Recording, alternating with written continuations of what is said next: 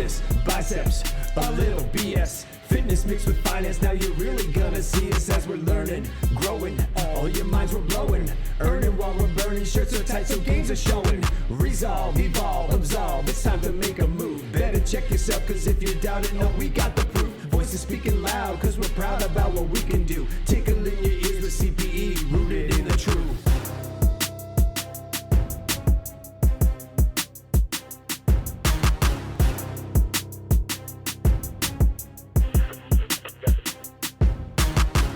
In the wildwood of accounting, we all know garbage data in means garbage data out.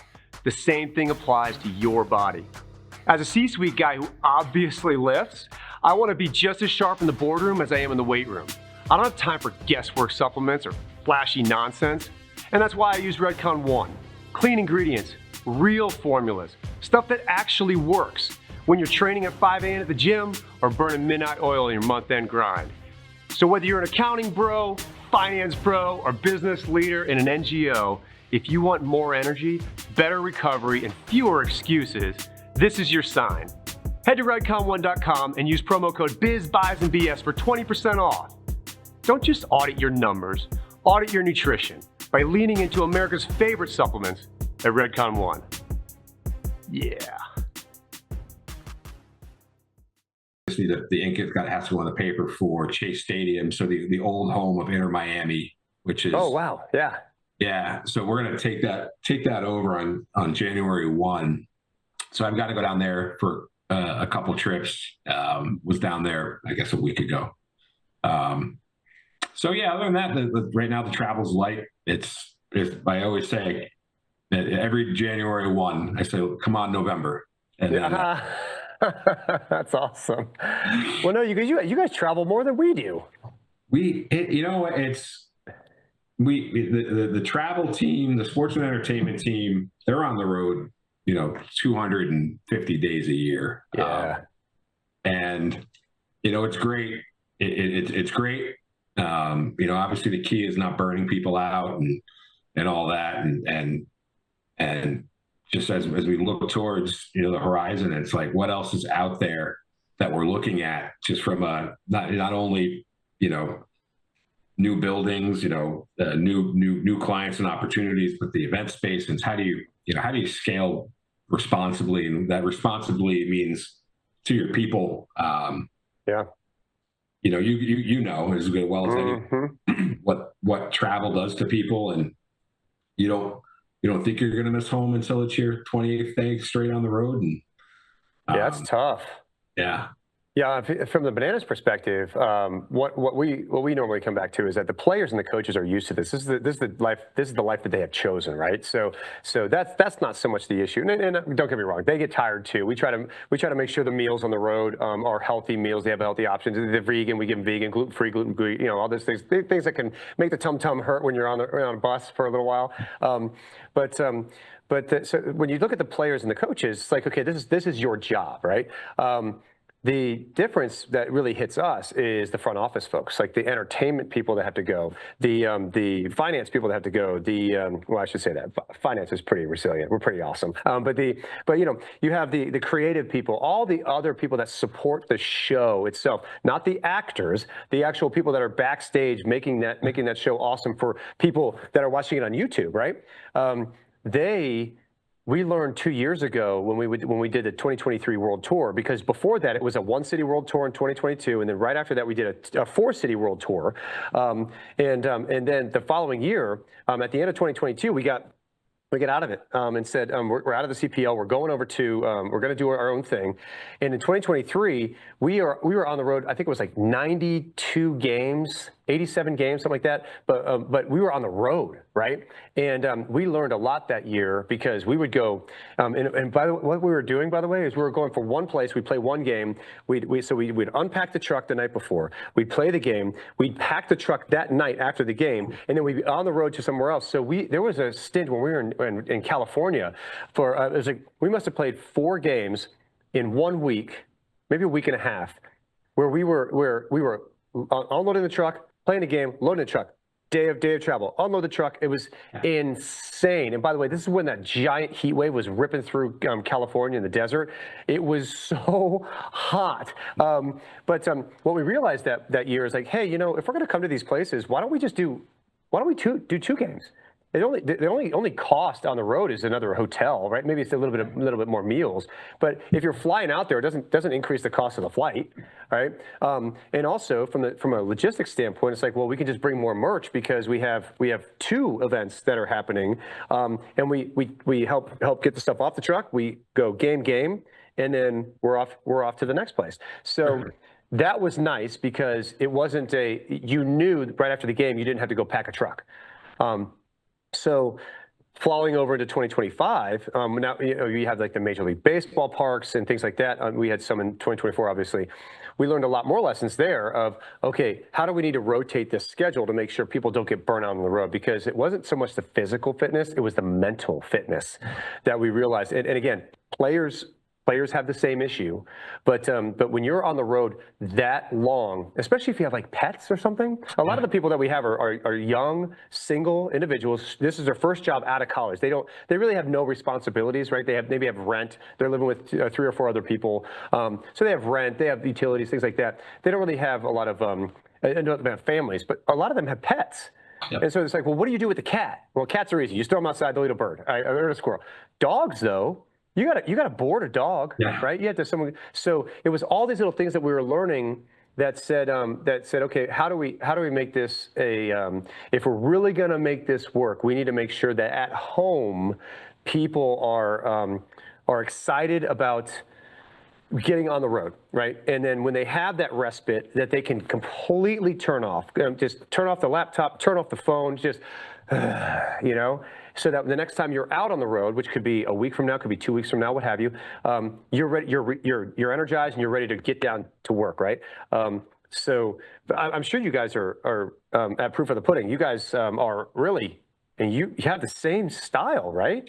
Same mentality. I always say it's like, you know, you look at the players and you look at, you know, the people that do this for a living that have chosen this. I'll point to myself for proof, right? And give it this, you know, I'm not a superhero, but baseball players. Hold on a second. You are a superhero. So don't let anybody tell you any different. Maybe like the Lex Luger type. Where baseball players are like, you look at Superman, but for every Superman, there's a Lois Lane and a Jimmy Olsen. Jimmy Olsen didn't sign up. Whoa, you got the other reporter in there too? How did you know that guy's name? Right? But he didn't sign up for that lifestyle, but he's living it. And, you know, that's what the support people in our business and in baseball. And it's, you know, I've chosen to go on the road. My family is fine with it. This has been my life. But when you're bringing in, you know, especially when you're bringing in new people or introducing people to this lifestyle, it's like you have to be okay. They have to be okay with this, but you have to make them feel, like you said, comfortable and okay with it. They have lives, you know, work is work. And that's, you know, that's what sustains us and such. But life is life. They're pets and they have families. And, you know, we work laundry. In a they just need to do laundry. Yeah. We work in a business just like baseball players where, you know, age is a factor. And it's not, you know, it's not the age of things. It's the business age. It's the playing age. Baseball players at 35 years old are old. And it's like, God, what I would give to be 35 again. But it's the age of it. And when you're looking at somebody and saying, hey, I know you're new to this business, but I want you to go on the road for 200 days. That's what that does to people. So it's important. Like you said, you make sure they're fed, make sure they're happy. You know, you mentioned something that I think is really worth emphasizing because so as the executive vice president of operations at Proof of the Pudding, we have so JC. Do you go by Jeremy or do you go by JC? You know, I go by both. I go by JC because you'd be surprised how hard it is for people to spell Jeremy, but I will answer to both. Well, because of Pearl Jam, I know Jeremy Spoken. That's pretty much what I got. So you go by both. But on LinkedIn, if someone were to go find you, is it Jeremy or is it JC? It's JC. Okay, and it's JC Campbell, so it's like a redundant C. It is. My middle name's Christopher. Okay, that works. I knew a guy with the initials JC. I like him a lot. He's a good dude. No, what we're talking about is being on the road. As far as with Proof of the Pudding, when you say you're on the road, that you are the shadow operators of shadow operators. You are the food and beverage component to literally the biggest events on the planet. Yeah. And nobody knows your name, right? So tell me, what does it feel like to be that shadow operator, the one behind the scenes that's actually without food and beverage? It's like watching a movie with no sound. Yeah. It's like, what's a scary movie with no sound? It's like, it's just like, it's comedy is what it is. Yeah. But then you add sound to it, and all of a sudden I'm watching it through my fingers, you know? But you guys are the ones that bring that extra je ne sais quoi to the table. And it really comes down to, I mean, we know this from the banana ball perspective, food and beverage is a big deal. So as a shadow operator in these major events, tell me a little bit about proof of pudding. We're going to get into a lot of it. And then what do you feel that you bring to the table that really just rounds out that experience for the fans? Sure. I'll to change sports analogies here. Food and beverage is the offensive line of events where we don't get the glitz and glamour, right? It's good. Yeah. We don't score the touchdowns. We don't do a dance in the end zone, and usually our contracts aren't in the hundreds of millions like the position players. But like the offensive line, we're on every play. We have the most contact with the guest, most touch points generally from entry to obviously food and beverage to service to communication, sales. Everything we do. Everything everybody on the team does is geared towards interacting with the guest. So it is, being a shadow operator, we're the ones when the guest comes in, they seldom notice the tent structure. They seldom notice, oh, there's my seat. I'm going to sit there. The person that cleaned the seat never crossed their mind. The person that, took their ticket, usually, as long as it's a good greeting and you hope it is, once they're in the gate, they're at the event. And once they're at the event, it's our duty to make sure that event is enjoyable. Because I've been to thousands and thousands of events. I don't remember the good hot dogs. I don't. I only remember the bad ones. And that's awesome. As horrible as that is. But that's what, that's what being food and beverage means. It's, and what separates proof, and it ties right into it, is we care about making sure that our first and last hot dog are the best. We care about, I used to say my favorite part when I grew up working baseball in Philadelphia with the Phillies, and it's like, people would say, what do you love about your job? Here's what I love. It's the father and son that come to their first game. That's awesome. And that kid orders a hot dog and a cotton candy, right? That's, you hit a baseball field. To this day, any baseball game I go to, you take a breath. What do you smell? You smell grass. Have you ever been to Fenway Park? God, Fenway Park smells like Fenway Park. It doesn't smell like anything else. I'm getting chills. I do. To this day, I get chills. Yeah. And to know that you've had that impact on that father-son and that father-daughter and that family that came to their first game. You remember that for the rest of your life. That kid's going to remember his first game, what that hot dog was, the stinky, crazy old vendor in the seats that's yelling at him the whole game, right? But that is like such the experience. That's our responsibility. At Proof, what makes us, I always say we always say the Proof way is we care about all of those details, and we care about, our passion is. Our culinary team, their passion is food, and our sales team, their passion is sales. But, singularly, we make up all these, siloed different things that we do. But together, it really is about that experience. And, we don't still do stadiums. Even we talk about small parties and weddings and all these different things that we do. And, what separates us is that attention to detail, knowing that this is this person's day. It's their wedding, it's their bar mitzvah, it's their, it's their first game and what have you. That matters to us over almost anything. And that for me, again, you talk about chills. I get teary-eyed talking about, I love baseball so much. You get teary-eyed talking about that experience because, again, I walk into Citizens Bank Park. I worked there for 10 years. I've been to over 1,000 games, either by work or as a fan. So I'm like a 12-year-old when I walk in that building. That's awesome. I just really am. Yeah. So one of the things we do at the Bananas is we remind everybody who's there, players, coaches, front office alike, right? Especially the people that we are bringing in that maybe don't have an affiliation with the organization, but say we go to Philadelphia, we hire anywhere between 300 to 500 people, local people, to help us with merchandise and the trucks and the logistics and things like that. And what we tell people is that, listen, we need to have the understanding that every day, every show, we call them shows, every show is somebody's first show. And that means that the level of expectation that this individual has is way up here. And there's no reason why we shouldn't give them that level of expectation or exceed that level of expectation. And what that means is that when we are on stage, very similar to Walt Disney, we take a lot of stuff from Walt Disney, from WWE, from Monster Jam, from all these different places, right?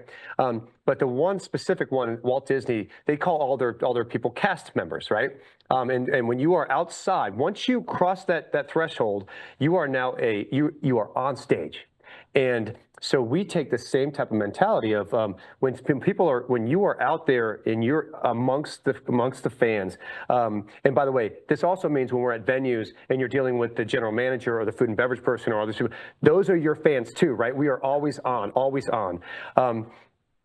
because that one interaction that they're going to have with anybody, it could be a player, coach, it could be an intern, that's going to be burned into their mind for years to come, that organization understands me.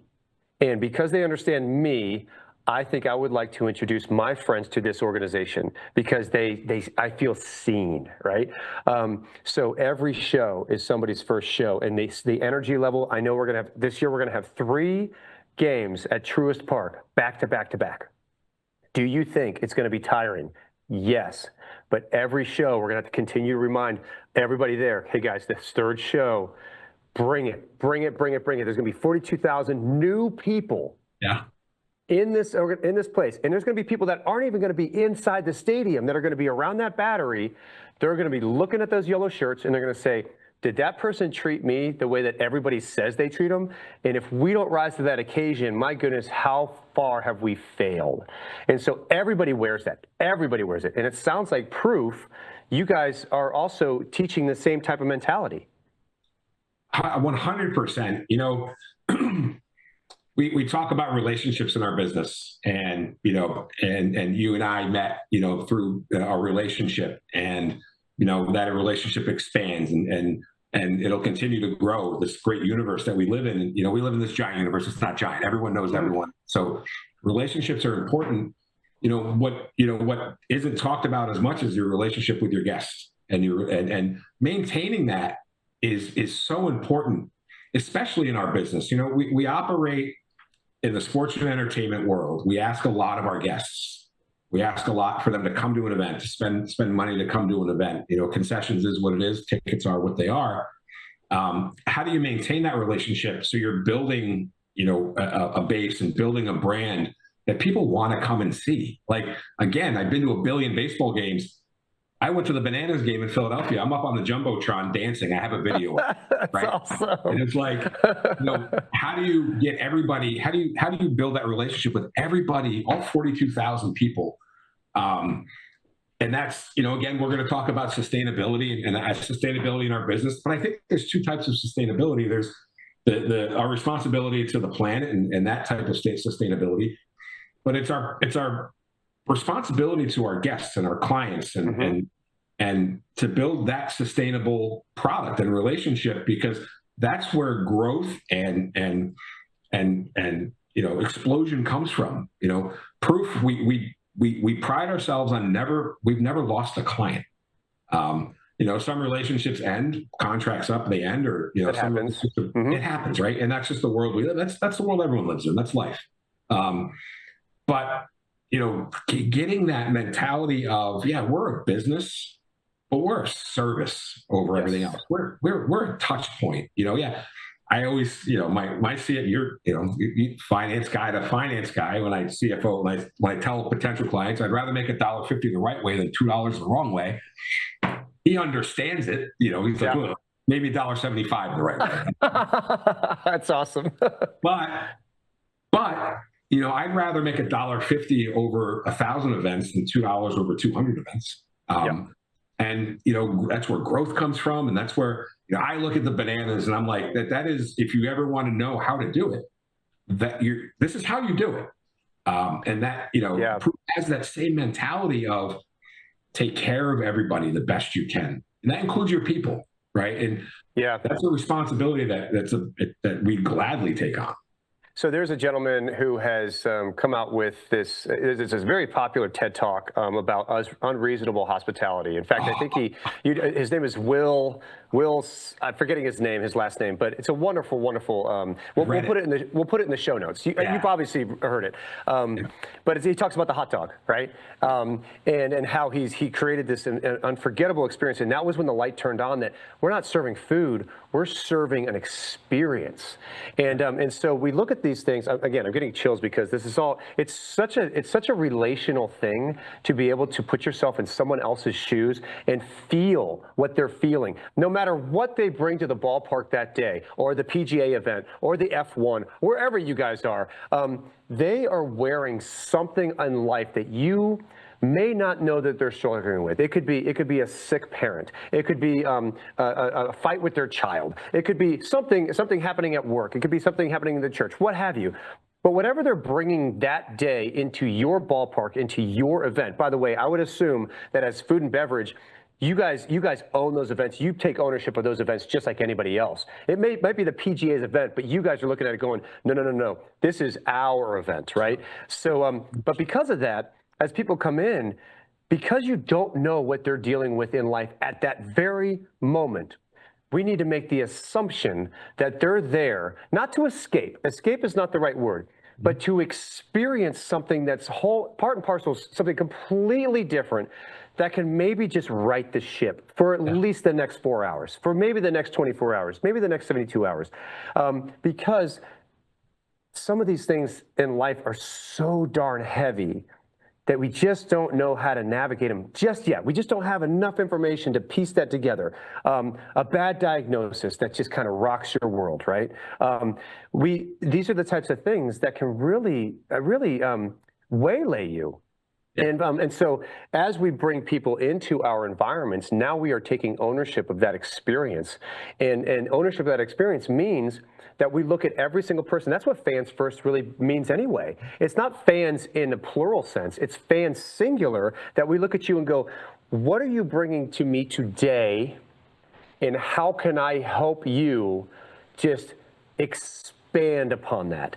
Because what I want you to do for the next 5, 6, 7 hours is to enjoy yourself so much with you, your family, your colleagues, your work friends, whoever it is, that you look back and go, there was something about that event that made it so personal to me that I want to repeat that. And not only do I want to repeat it and go back to another Banana Ball event, or to this PGA event, to this F1 event, but I want to bring my friends. But also, I personally felt so good and felt so, I know it sounds hokey, dude, I felt so loved in that environment that I feel like I can now pay that forward to other people around me, in not only in my classroom, not only in my dugout, but maybe in my boardroom, in my cubicle farm, whatever it is, because that's how transformational an experience like that can be. 100%. I came across a quote recently. Jimmy Carr is a British comedian. He's very funny. I like him. Yeah. He does the crowd work, and someone asked him a question about, and then I forget what the question was. Here was his quote. He said, we need to do a better job keeping our head where our feet are. And I'm like, keep your head where your feet are. So we're busy living in the past, or we're dealing with our issues. We're worried about tomorrow so much. And we're stress comes from the future, and worry comes from the past. Well, keep your head where your feet are. Live today right where you are. And when you get to an event like a Banana Ball, a PGA event, and you're there, be there, because like you said, your perspective can change. Having a great experience, and going in there with whatever's going on with your life, be there. And when you're having such a good time, you leave, and maybe those worries are less. Maybe you're not worried about yesterday. Maybe tomorrow's going to happen. Why worry about it today? That's so Scarlett O'Hara of you. Yeah. What about that tomorrow? Yeah, tomorrow. But I think there's that thing that we do in the event world where little kids at a Disney on Ice event, that's magical to them. You and I walking into a baseball stadium, wrestling. Ever met a wrestling fan? They go to wrestling. They're nuts. They're nuts, and I love it. But that's like that's their whole world for that moment. So yeah, help them expand on that happiness, right? Because again, you don't know what's going on. You mentioned something about being present. Okay, be where your feet are. First of all, I love that you said stress comes from the future, worry comes from the past. I've never heard it said that way. Did Jimmy Carr say it in that stand-up? He says it something like that, and I'll find it and send it to you. It's how he says it, and it clicked. Like if it's clean, I want to put it in the show notes, because that's such a revolutionary way to think about this. It's like obviously be where you are, be present. But did you know that that there's been studies out there, and I'll find the specific study that I read, but talking about these little things called cell phones, right? That what we do is we go to concerts, we go to places, and we pull out our phone and we're watching it. We're literally watching the concert that we're in amongst 100,000 people watching someone, and we're trying to watch it through this little box because we want to save the memory for the future. Did you know that the mere fact that you're taking it in from a cell phone, you're actually not creating the memory connection, so that your experience is actually lessened, because later on you can't even remember what you just saw, but you can go back and look at it on this, but now it's 2D, it's flat. The 4D experience isn't there anymore.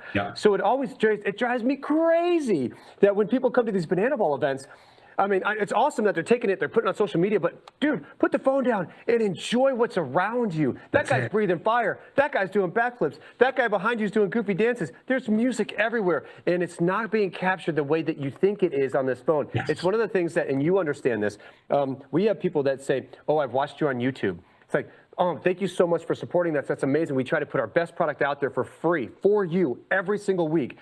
But have you ever been to a live show? No, I can't get tickets. I can't get tickets. The instant they come into that environment and they realize, oh, this is so much bigger than I imagined. Yes, it is. So put your phone down and enjoy this, man. When you're like it's like the I remember my dad one year in Christmas. This is when camcorders were starting to get big, right? My dad's like, no, I don't want to record. Just like, what am I gonna do? Watch Christmas? Like 10 years from now, I'm gonna go back and watch Christmas? This is ridiculous. So what my mom did is she had the woman from across the street who was Jewish, so she's not celebrating Christmas. She comes over and she's recording, right? And so so that we could be in the moment, having Christmas, but that we could watch this later. But I think what he was trying to say at the time is that if I hold this here and watch as this is happening, I'm only going to remember me holding this camcorder and watching it through this tiny little screen, not what's happening in my living room right now. You're not participating. Right. Exactly. So what you say is, it's so wise. I mean, Carr's onto something here. And I think so tell me about this. I know the origin story of the bananas, obviously. I want to know the origin story of Proof, because you mentioned before we started recording how there's some of the big steps that are happening that are now starting to be announced. But tell me the humble origins of Proof. Where did it come from? How did you get to where you are today? Because I think that origin story is very, very powerful, and it also tells people from an entrepreneurial standpoint that, hey man, if you got an idea and a passion, you too can make something like this happen. Go. Yeah, it's an amazing story. 1979, Proof is born. We're a small deli type catering company. Where located? Where? Atlanta, Georgia. Okay. We're still deeply rooted. and they're an offsite catering company. Catering is at our core. High end catering. That's what we've done for 45 years now, 46 years now. We signed a client by the name of Jimmy Carter at the Carter Center. Oh, peanut farmer. Yeah, that's our man. By the way, still one of our favorite clients. Awesome. 46 years later. So they started expanding out to different venues and taking on different types of business, and started really building this core in Atlanta that morphed into from the Carter Center to Georgia International Conference Center to Gas South District to the zoo. So we started building this core there where we have this amazing offsite catering operation where that's where we do our weddings and we do all of our corporate functions out of our headquarters that I call 1175. So I reference that's our address. Okay. 75. That's what we call headquarters. And as that started to grow, they started getting into, special events like the Olympics in Atlanta, where they did a tremendous amount of catering. When the Super Bowl was in Atlanta, they got into that. So they started building this sports and entertainment division from a catering perspective, 80s and 90s. And at one point in time, they sold that part of the business off and concentrated back on cultural attractions and convention centers and catering. But then, got back into sports and entertainment, with signing the hospitality and premium spaces at Georgia and Georgia Tech, and really started expanding the reach of the S&E world. And then I came along in 6 years ago. I came along at the end of 2019. And, I had come from, my background is stadiums and arenas since 2004. Awesome. And I got into golf in 18 and brought to proof with me our golf clientele at PGA, and really started to build the sports and entertainment business. And, skipping a lot in there. By this time, we're in, 24 locations in Atlanta. We moved to this new headquarters a year before I got there. So really started building, with golf. We got into, from golf, we got into F1 racing out of Circuit of the Americas. Awesome. Great event, great client. The college portfolio is growing now into concessions. And you do more than just concessions at colleges, right? You do what's called like the athletes table is what you call it. Is that right? Yeah. Then we got into doing training tables where awesome. We're feeding athletes, at Duke. We're feeding athletes at Mississippi State, Wake Forest. We manage the Atlanta Hawks training facility. So okay, let's not sell by this because this is really important. If there's something I know about feeding athletes is that one, they eat a lot of food, but they need to eat the right kinds of food. Yes. But you guys aren't just giving them chicken wings.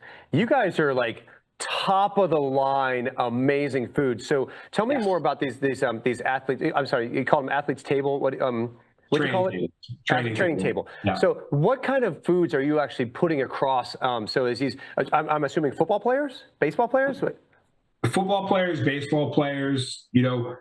It's you look at the way a football player is built versus what a golfer's built or a baseball player is built.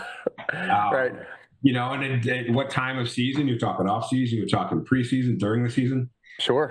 Everything has to be nutrient dense, and you need to give these guys fuel. You look at a football player. You look at a lineman. His diet versus the diet of a wide receiver. Oh my goodness. Two different diets, right? These guys, they're calorie dense, they're nutrient dense, they're high protein, but they're high carb because these guys have to perform. And you need to tailor your menus and tailor your service to all these people. So you're working with the team, you're working with their nutritionists, you're working with their dietitians, and you are the, as somebody who takes care of himself physically and work out, that fuel is important, and the right fuel is important at the right time. And so you have to be Johnny on the spot when an athlete says, "Hey, I'm looking for this type of protein and this type of shake or this type of pressed juice, or I need, this type of chicken or fish, whatever it is, having the ability to accommodate, 50 different football players and all the athletes and training and trainers, it takes a commitment to doing things the right way, or you won't, that's a piece of business that, I go to a game, you go to a game, we get a hot dog, we high five, it's the greatest hot dog we ever had. That hot dog is nothing for us but make us happy. Yeah. The food we're feeding these kids and these athletes is their livelihood. This is what fuels them. So it's a huge part of our business. It's something we're very proud of, and it goes, in golf, you look at President's Cup where we feed the golfers, we feed we feed those athletes. We're feeding NBA caliber athletes. We're going after, a soccer opportunity now at a training facility. We're feeding soccer players. That engine runs nonstop. Dude, they do. They run, man. They run. So when you say soccer, are you like MLS? Yes. What about the National Women's Soccer League? Are you also plugged in with them? So right now, we've got an RFP out to an MLS team where we'll be for their training. So you're doing the individual teams. Yeah. Yeah. Okay. Yeah. So are you interested in talking to the National Women's Soccer League? Oh yeah, 100%. Because I know a few people over there that might. You might know somebody. I can probably help you out here. Well, then, those girls, they can eat, man. I've seen my niece. My niece is was a goalkeeper for the University of South Carolina Gamecocks, and so now she's in the professional ranks. And I'll tell you what, if there's anything that is more embarrassing, is to watch her eat more than my sons, who are bodybuilders, because she just needs it, man. I was like, every once in a while, just because she's a goalkeeper, I'll throw like a turkey leg at her, see if she can catch it. She's like, pew. Pew. I was like, why don't you catch it? She's like, I don't need to catch it. Just make sure it doesn't go in the goal. That's right. That's right. But no, you're right. So we'll talk offline about that. But I'm pretty sure Pauline and her she's a CFO over there. I'm pretty sure that they could probably use some help. They've got a couple new programs that are coming online in Boston and in Denver. So I don't know. Maybe we can help you out. Maybe make some inroads there. Yeah, that'd be that. Listen, that's again, it's relationships. Everything we do is relationships. But yeah, it's a growing part of our business. It's not something that you look at as a caterer or as a sports and entertainment food provider. As generally it's very guest facing and customer facing. But that's a whole nother niche part of the business that we get more and more into every day, because it's so important, and it drives. If the athletes do better and the more people come to the stadium, then everyone benefits, right there with you, brother. I am so on top of this. It's just, I've seen, so you're talking about athletes, all right? We'll go back to the banana ball example. So Redcon has been helping us in the protein side of it, trying to get the supplemental side, right? Not the food that's going in, but trying to understand why these players, in the beginning of the year, they come in, we don't call it spring training, we call it prime season, right? And so they come in prime season, they get their physicals, their EKGs, it's a professional first-class operation, right? And they get in, they're doing their stuff, they're getting all stretched out, they get their weightlifting, their calisthenics, all that stuff that's happening. They start the season, end of February, right? Middle to end February. By the time May rolls around, these guys have lost so much weight by just playing and being on the road and doing things that it's like, why can't we get these guys to maintain weight? And it's not that their performance is lacking, but you can tell that they're starting to slough off the weight because one, they've been sedentary for a couple months in the off season, and now they're getting back to show form. I get that, but then you go from May into like the dog days of summer, and you're looking at them going, dude, these guys are wasting away. Yeah. What is going on? And it is absolutely their nutrition. I can put a bunch of supplements in front of you. It's not going to replace the right meal at the right time. So you talked earlier about the preseason, the season, the postseason. Give me a little bit more information on what that looks like for an elite professional athlete. Well, it's like, I always say, I remember Tiger Woods says, during an event, he could drop 15 pounds during a golf tournament. It's like, wow, that's a 4-day event of him just walking around, swinging his sword, right? Right. And how do you maintain, that on that 4th day you need as much strength as you need, even more strength as you need. Even more, because then it comes to the mental, right? if you're not feeling good, your brain's going to get involved, and then you're hosed, right? So Yeah. no, continue. Yeah, and you talk about athletes, and during the off season, especially professional athletes, where they're more on their own. I'm sure in different leagues and different places, they're all tied to the facility, but they're out doing their own thing. And I would for a professional athlete during the off season, it is their downtime. It is their time. No matter what sport you're playing, it is your time for your body to recoup. Yep. And what does that mean? It means a different thing. It means different things for all different people. But it's your calorie intake's going to go down, but your nutrition level has to go up. And perhaps you're eating more lean. You look at football. I always look at football players. I played football as growing up, where during the off season, where we were in the gym 5 days a week, and building strength and working on our bodies and getting healthy. And what that meant was, when I got to college, I played 1 year of college football. I was tasked to the summer going in. I needed to lose 10 pounds, but I needed to gain inches on things, my arms and my legs. And how do you do that? It's through eating the right thing. It's through nutrition. And what I was eating then, and what a professional athlete eats when he's building, as is going to be different than during the season, where you get into the season. I would eat a cheesesteak before a football game. Oh my goodness! Legitimately, we would high carb, high fat. We would just, the bigger we were, the better, and we still had to be able to bench 320 pounds. But we also had to plug a hole on an offensive line. Get in there. And it's like, how do you do both? Well, the caloric intake for a football player during the season is astronomical. You look at football players. Taylor Lewan, he's an ex-offensive lineman. He weighed 310 pounds as a NFL player. He probably weighs $160 now because he's retired. Goodness, it's so crazy. It's so crazy. But you look how what a football player looks like in the off season. Where you need to be lean. You need to get yourself in shape to be healthy. But then leading up to that season, you need to ramp up. You need to get bigger. Everything needs to get bigger. The muscles, your mass needs to get bigger. So when you talk about feeding these guys, it has to be a strict schedule of food. It has to be when you're working with dietitians and nutritionists, they're not there to suggest what they should be eating. They're telling these kids, this is what they're telling you, this is what you need to feed them. Yeah. Because so much is tied, college sports now, especially, where, you get NIL deals and you've got portals and college sports is a business. Insane.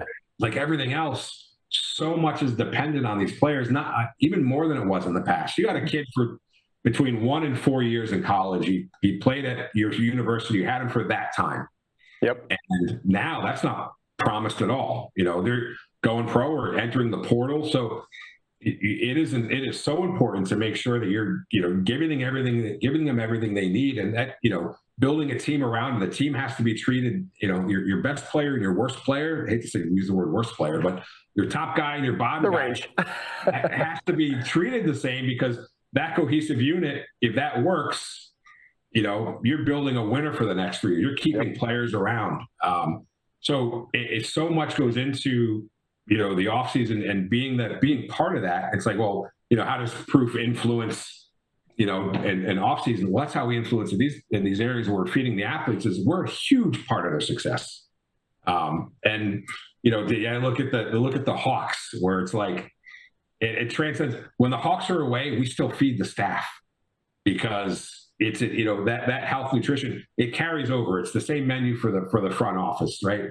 Because it's we talked about the Jimmy Olsons versus Supermans. We're sustaining everybody. Everybody's sustained. You travel. How many days on the road are you on the road with the Bananas? You have to sustain, right? And if you don't sustain, what's that mean for the rest of your team? And everybody's got to be kind of cohesive in that. Yeah, there's two games that happen on the road with the Bananas. The one that the fans see on the stage, which is the Diamond, and it's the other show that's happening behind the scenes, the merchandise, the ticketing, and all those teams. They're just as professional, as elite as anybody else.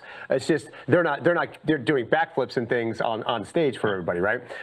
So yeah, the nutrition is absolutely a big deal, and keeping those teams not only physically enabled, but also with that physical fitness comes that mental fitness, and then hopefully you're able to produce that fans first experience when whether someone's watching the show and engaging in what the players are doing on the field, or if they're buying a T-shirt or a hat, or if they're getting their ticket scanned, what have you, right? It's we were talking about this, that level of expectation from not just the people that are you've come here to watch, but also the people that are here to support that show that you've come to experience, right?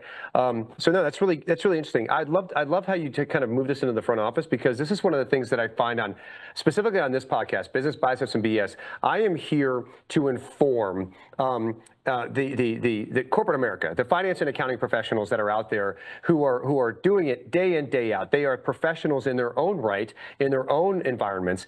One of the things that I think they struggle with mightily is the nutrition aspect of, especially like a CPA in busy season, right? Is that you got 4 months where you're working anywhere between 12 to 14-hour days, because everybody needs their stuff at the same time, right? All taxes are going to come due. Obviously, a lot of people, they file extensions, what have you, but it doesn't reduce the amount of work that we need to do and get prepped for. So if you were to take that same mentality that you just talked about with the athletes, and you said, let's bring it into corporate America. Let's bring it to the 35 to 55-year-old, person that's gutting it out inside corporate America. Obviously, actually, it could be higher than that, because I don't think people are retiring at 55 anymore. But now you're talking about the cube farms, the boardrooms, the meeting rooms, all of these professionals, men and women.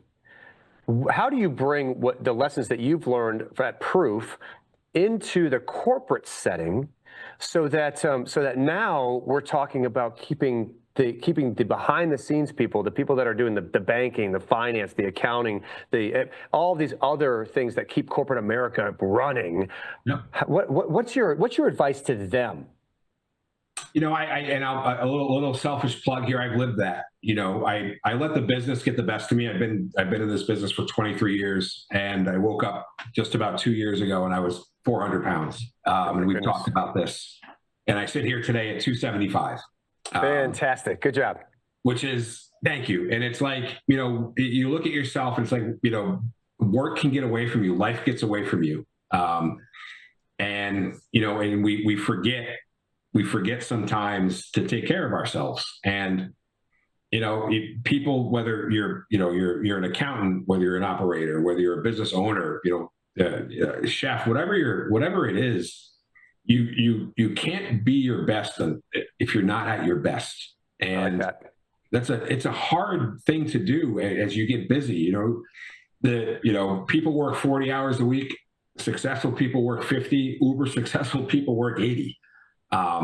And when you work that much and you're putting so much into your profession, you tend to forget about yourself. Yeah. And, both physically and mentally. And if you're so hyper-focused on doing your job and you're not exercising your brain and you're not exercising your body, that things start breaking down. And it does, everything that athletes go through, they have busy seasons. Accountants have, like you said, tax season. I'm a food and beverage operator. I'm sitting at home right now because this is my off season, but come January, I'm back in the business. Everybody has their ebbs and flows. You need to, and it took me a long time to gain that perspective of, hey, you're not doing well. You're doing well here. You're on the business side of things, you're thriving. The business is growing. You're doing everything you need to do. High fives across the board. And then I looked in the mirror one day and I was like, you're not doing that great. This is not, and you've got people that depend on you. Forget not only at work, but in your personal life. And I think that's, having that balance of, and again, work-life balance is a crazy thing people throw out there. It's not just about time. It's not just about, how do I work? I'm working 80 hours. I'm only going to work 40 and spend more time. I still work 80 hours a week. But now that I'm, physically more fit, I'm spending more time with my kids than ever before and doing more meaningful things with my children. Going on, when we go on vacation, I'm not, I'm in the pool now. I'm not on the sidelines. There you go. Very good. Right. And it's, and you have more energy. There's more enthusiasm. You can be, like you said, you can be present where your feet are, because you've taken the steps nutritionally to be ready for those times when you get to relax with your family and your friends, right? We went to New York City this weekend. We saw the Rockettes on Sunday night. Awesome. If you ever get a chance to go, what a show. But what came with that is walking 2 days, one in Times Square and doing the whole Rockettes thing, and the other yesterday shopping with my daughters for 1 billion hours and putting in 40,000 steps in 2 days. Yeah. It's like, I couldn't do that 2 years ago. There's no way I was accomplishing that. But now that I did that, that's an experience with my kids, with my family. And I can't urge people enough. And it's like, now that I'm climbing the mountain, I'm trying to pull everybody up with me. I think it's, have your head where your feet are, putting yourself in the best position for happiness. And again, I always say, the higher power I report to are love and happiness. We're not here that long. So you might as well focus on those two things. But in the business world, everything athletes go through and everything they do to prepare and make themselves better, it completely applies to whatever it is you're doing in life. Sure. Okay. So you're talking specifically now to the 35 to that. We'll go 65 because again, I think that, gosh, I just keep, as I get closer to 55, I'm looking at that going, you know what? Those next 10 years are probably going to be pretty awesome, right? If I maintain this, we're going to be awesome. So you're speaking to somebody inside corporate America right now. You've been there. You've done this. You've turned your life around. Give me some helpful hints, some little baby steps that someone who's looking at themselves in the mirror going, I just heard what JC just said on that crazy podcast, and man, I want to take a few steps. So tell me some steps that you've taken that maybe could be healthy habits that maybe within the next 21 days someone could actually make a New Year's resolution, and it's easy to stick to it because it's part of your now your normal habits. Helpful tips to the 35 to 65-year-old male out there who's looking to make a change. Yeah, it's, it comes down to, don't look at it. If you say to yourself, I need to lose 50 pounds, you're not going to lose those 50 pounds. It is, if you say to yourself, I need to lose 5 pounds, go lose that 5 pounds. Set small goals for yourself from a health perspective. I did, I did my first Spartan race. Incredible. I swear to God, it almost killed me. But I didn't start day one doing that. I started day one by getting up and walking. And I said, I drew that line in the sand and said, it's time to get healthy. What are you going to do? First things first, I changed my diet. That was I didn't do that gradually. I did that right away. I said, I'm gonna cut out sugars and useless carbs that I don't need. And I'm going to focus on protein as being the core to my diet with I drink enough water to drown a dolphin every day, I think. But I set small goals. I didn't set out to lose 125 pounds. I set out to lose 10. And then the 10 fell off and I was like, ooh, that was 3 weeks, 4 weeks, whatever it was. It wasn't that bad. Let's get for 20. And then as I started setting those goals, 6 months after I started on March 10th, 2024. I said, I want to lose 50 pounds by vacation. We were going to Turks on vacation. I said, I want to lose 50 pounds by that. Awesome. And I had been at like 30 at this point. And I was like, all right, whatever. And I started, I gotta get my tail to the gym. That's part of it. I'm going to get out and I'll make sure I walk. When I go to the gym, I'm going to walk a mile on the treadmill before I do anything. Okay. And I got to the gym and I said, okay, remember back when you played football, you remember some of those basic workouts. I got bad knees now, I've got bad shoulders. What can I do not to hurt myself? But what can I do to be impactful? And it was walking. It was, I still can't do 10 minutes on a Stairmaster. I don't know how anybody does it. Those are ridiculous. It's ridiculous. but I'm going to do 3 minutes to start. I'm going to do 5 minutes. And then all of a sudden, you know, those incremental little challenges I gave myself, I got to vacation down 60 pounds. Oh my goodness. And I didn't look at it and say, I need to lose 60. I said, that's my goal, but I'm going to do it step by step. And then I said, within the first year, March 10th to March 10th, 2025, I want to lose 100 pounds. And I hit it. I went through, I barreled through the holidays, and I got to March. I got to the Players Championship. I was down 108 pounds. That's awesome. I'm gonna find one of these reactions so that I can do this. Celebrate. Here we go. There's a celebratory. So my advice to everybody out there, and this again, we're at the age it's harder to lose weight. Our bodies start hurting at this age, right? Don't sneeze too hard. You might not get. It will blow out the lower bulge in your back, right? Yeah. So you know, you're setting these smaller goals. And again, with age comes wisdom and perspective, right? For sure. You know, I'm 50. I turned 50 this year. I didn't want the next whatever I have left to be a challenge. It's already going to be a challenge enough. I wanted it to be. I want to look at the next years as the best years of my life. Awesome. For my family, for me, so I can stay. You know, I 2 daughters. They're going to college. I need to make that happen. You know, I want to be around for their, you know, for their weddings and their graduations. So anybody out there, it's set small goals. Be present with yourself. Look at yourself in the mirror. Self-reflection, I think, is an important tool. I think not enough people use that as an everyday, not just physically, mentally. Look at, am I happy? What have I done today to better myself mentally? You know, and it's look at your diet, look at the nutrients you're taking, look at the supplements. I'm a huge supplements guy, not just physically, but mentally. I take my routine, my supplements every day. And it's also to make sure I'm building this cognitive, you know, or maintaining what I have at 50. And it every day I look at myself and say, did you do your best today at work, at your family, physically, mentally? You know, and that's the challenge I give anybody out there who's in this age of, you know, your youth's behind you. So small goals, you know, try to maintain a level that makes you happy. And again, once if you look at your health as stairs, and you got to climb 100 flights of stairs. Well, the first one sucked. By the time you get to the 20th one, you're looking down and going, "Well, I just did that." All right. Success builds success, and that goes for you too. Yeah. So by the way, I want you to throw out your LinkedIn handle real quick. It's Jeremy Campbell, or is it JC Campbell? It's JC Campbell, LinkedIn, JC Campbell. Okay.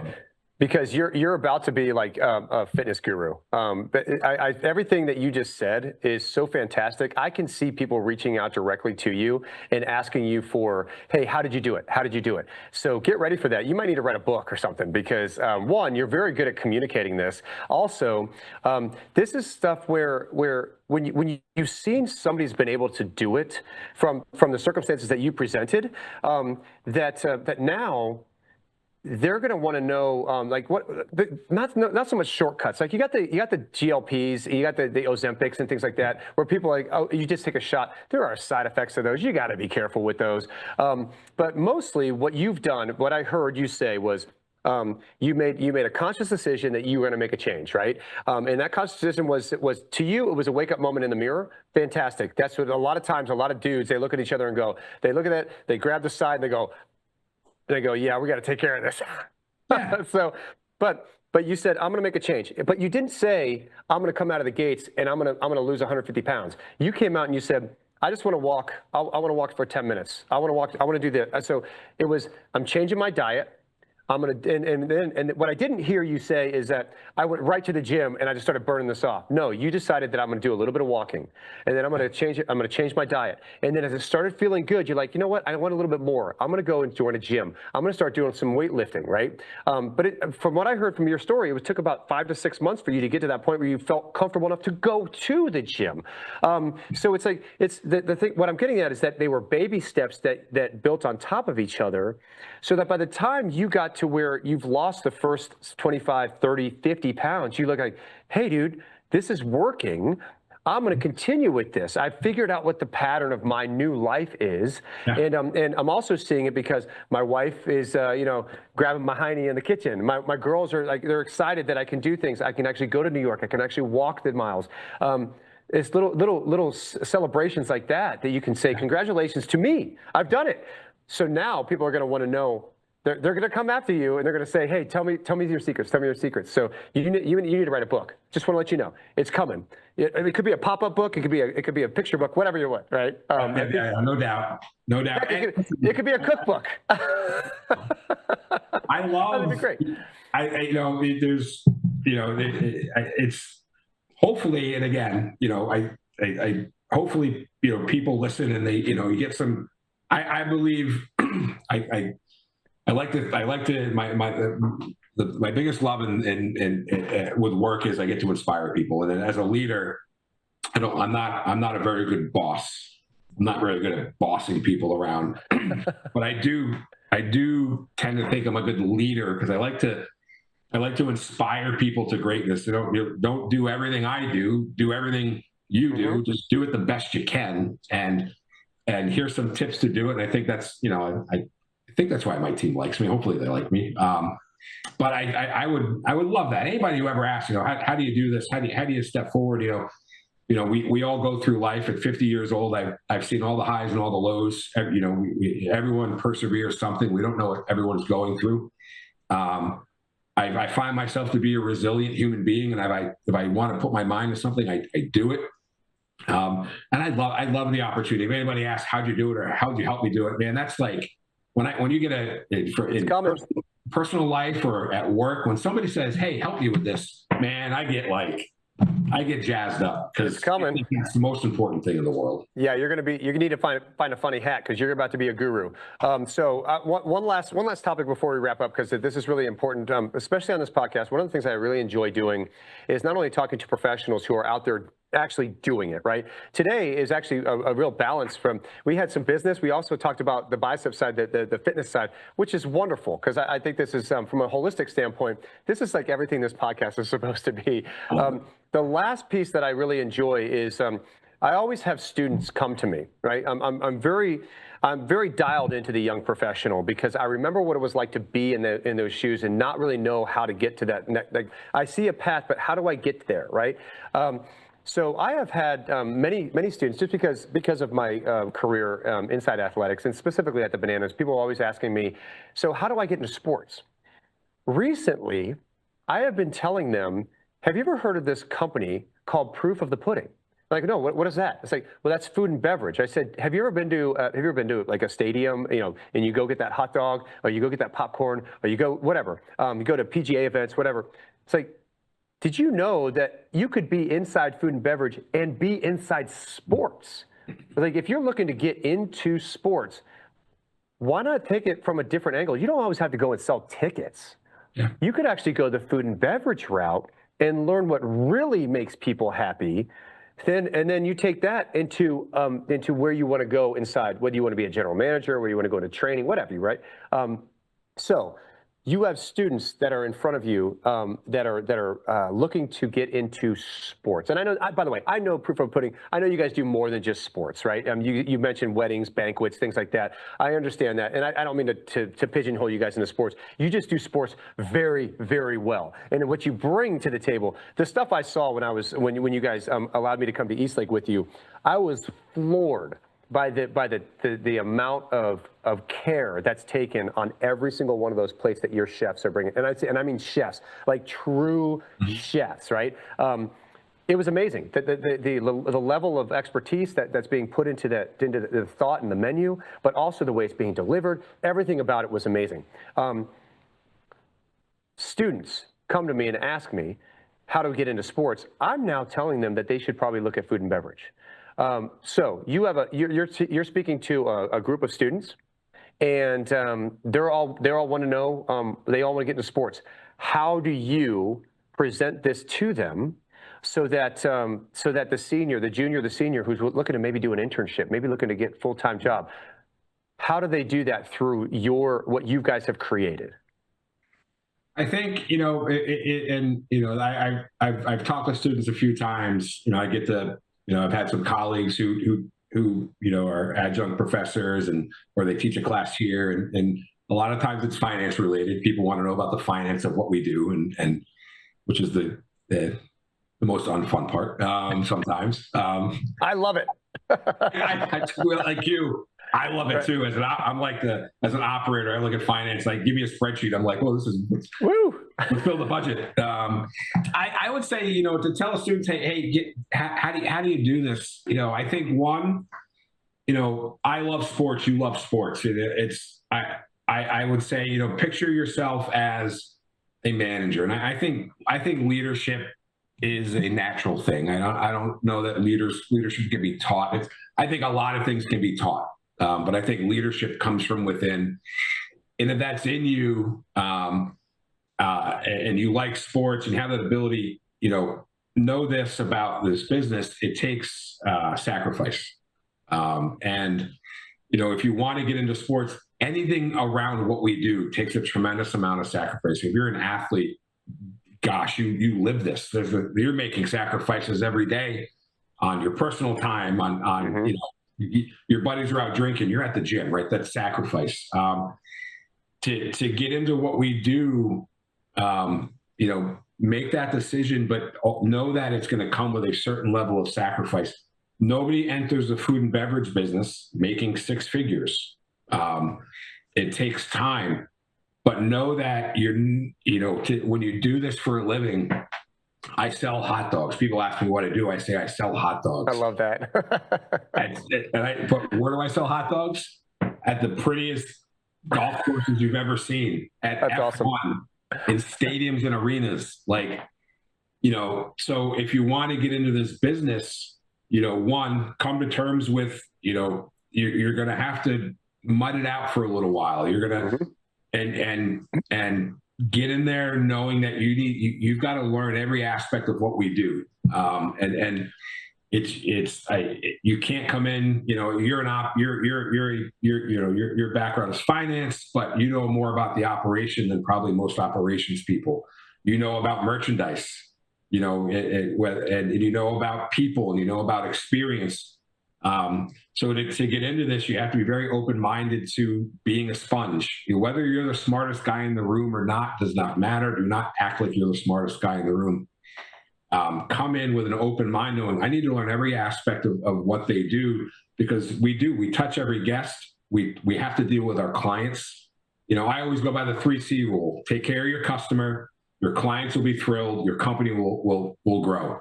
Right. And, that's a big thing. So to get into this, take a look around at in your world and say, okay, yeah, there's, I can look at Teamworks Online and see what the Mets are hiring for today. And usually, it's usually sales and everything underneath it, right?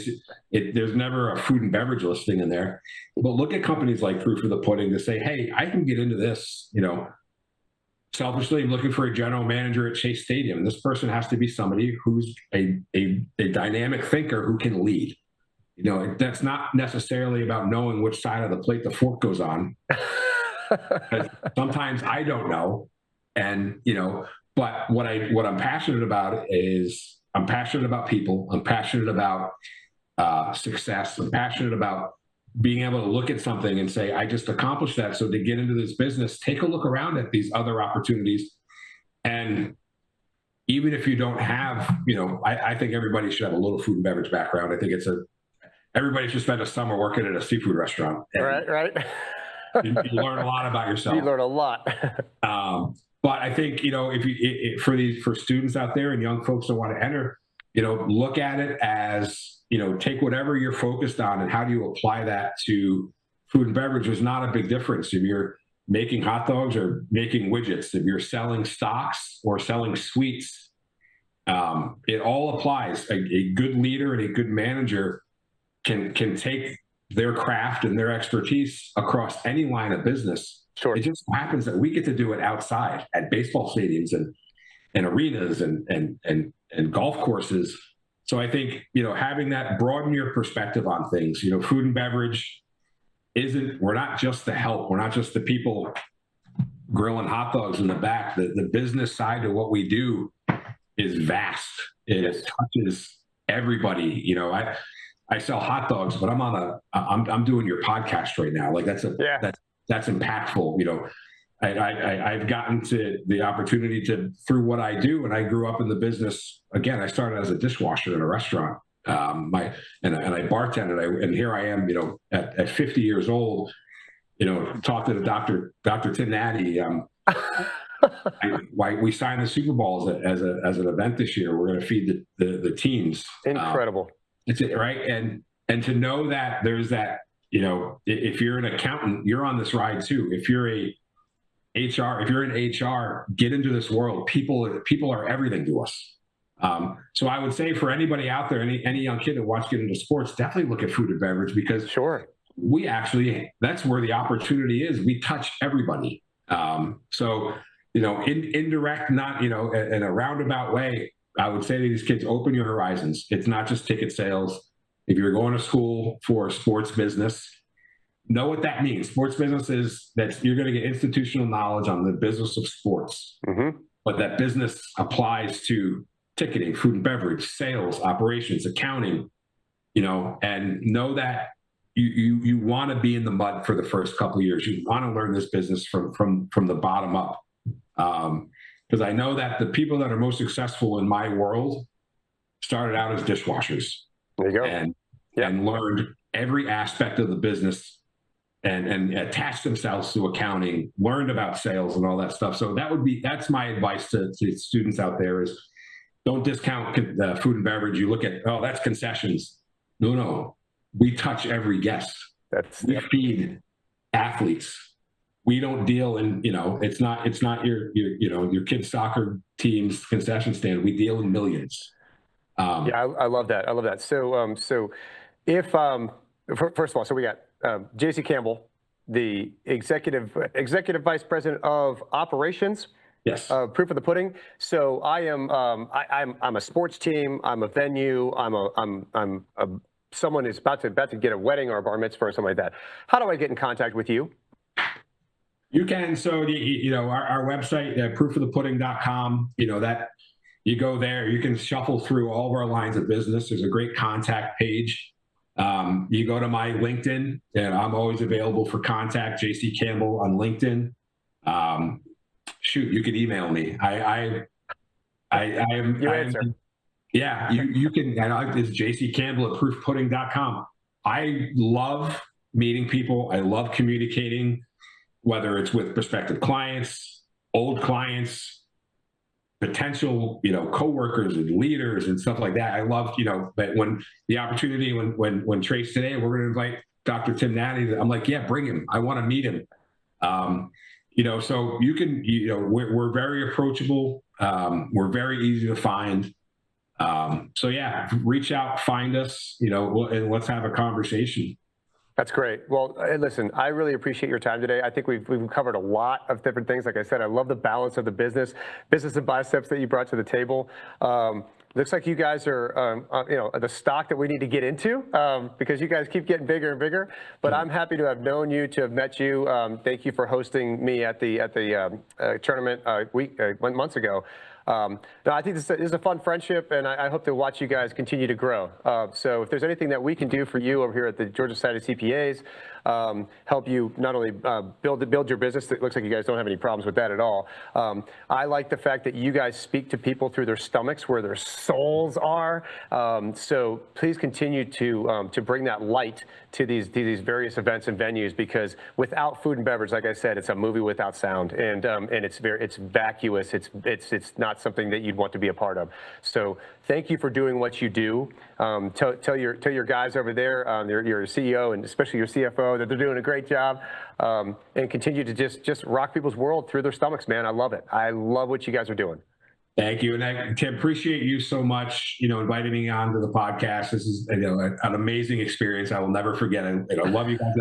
And I know I shout out to what you and the Bananas are doing for sports in our business. It's just the fresh approach and just a different, looking at the business through a different lens and having different priorities. And it's just refreshing because it aligns with how we look at things from a guest first perspective, you know, and it's not just stamping out the same product every day. Again, just, you know, Jesse and the team and everybody with the Bananas, just amazing what you guys are doing for sports in general. And you guys are probably the blueprint for the future of where sports goes. And guess what? It can be fun. I promise you it can be fun if you just let it. You guys are certainly doing that. So thank you. Well, I'll tell you what, we'll bring the show, you bring the food and beverage, and we'll just wow them all, right? I love it. I appreciate you, JC. You have a fantastic day. Thank you so much for being here. You too. Appreciate you. See you, brother. Take care.